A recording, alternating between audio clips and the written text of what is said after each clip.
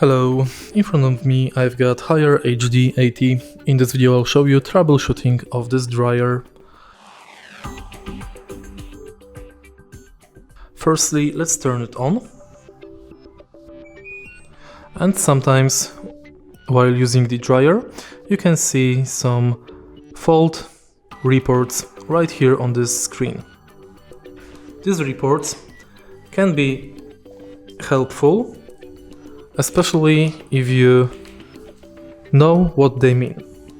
So we can find errors like F2, F32, F33, F4, FC2 and L0. F2 means drain pump error. F32 and 33, the condenser thermal sensor is open circuit or short circuit. F4, temperature of the laundry in the drum does not change. FC2, communication failure between PCB and display. And L0, temperature is low. In every of these codes, except LO, the solution is to contact the customer service. For LO, use the dryer when the air temperature is higher than 5 degrees Celsius. Next we can see some more codes or problems. For example, tumble dryer fails to operate. Possible solution: check connection to the power supply. Empty the water tank, close the door properly.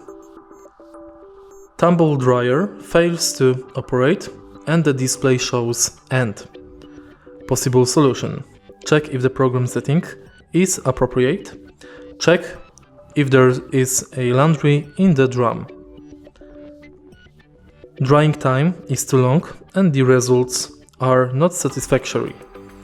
Possible solution: make sure the program is set correctly, clean the filter screen, clean the evaporator, reduce the amount of laundry, spin the laundry properly before drying.